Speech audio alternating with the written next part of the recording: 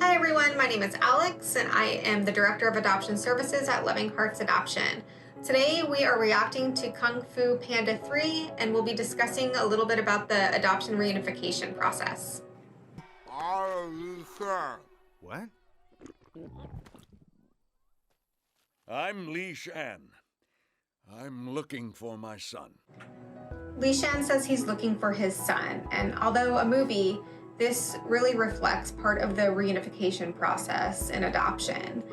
In this particular movie, the birth father comes looking for his child, but it's also not uncommon for an adoptee or a child to search for their birth parent upon turning 18. This is particularly common in adoptions where there is no contact with the birth family throughout the child's life and no identifying information has been shared, such as in a closed adoption. Lost your son? Yes. Many years ago. I lost my father. I'm very sorry. Thank you. Po says here that he lost his father, and this is a really important aspect of adoption to be recognized. So while an adoptee is placed into a loving home with great parents most of the time, there is still a loss experienced by that adoptee. Strictly just the removal of the adoptee from his or her birth parents and birth family is a loss in itself. Well, don't just stand there. Give your old man a hug. I can't believe you're alive. Here, Li Shan realizes that Po is his biological son, and Po realizes that Li Shan is his biological father, and the two are understandably ecstatic to reunite with each other. This is very common in the adoption reunification process. With that said, it's important to go into the reunification process, whether as a birth parent or an adoptee, with boundary expectations. While Li Shan and Po were extremely ecstatic to be reconnected, this isn't necessarily always the case. So before entering that process, it's highly recommended to set those boundary expectations and really realize that you're doing that to protect yourself so that you don't end up getting hurt if someone might not be as ecstatic to be reconnected as you hope you would be.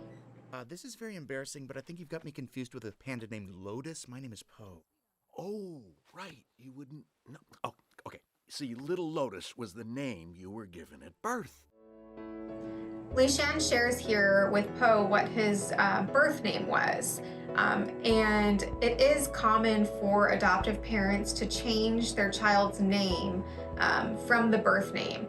However, sometimes birth parents and adoptive parents will pick a name together, and the adoptive parents will honor that name that was chosen together. However, in this case, it appears that Po had a different birth name than the name provided by his adoptive parents. I can't believe we're taking a picture together. Huh? But I still don't understand. I thought Po was the only panda left. In this scene, it appears that Po's adoptive father might feel a little displaced with his son reconnecting with his birth father, and that's okay. He probably has a lot of questions himself and has his own process to navigate during his son's reunification. It is important for adoptive parents to support their children during this process. Adoptees will typically have a lot of curiosity and desire to know more about their birth parents or someday meet their birth parents. And at Loving Hearts, we really encourage our adoptive parents to support their children as their children explore that curiosity.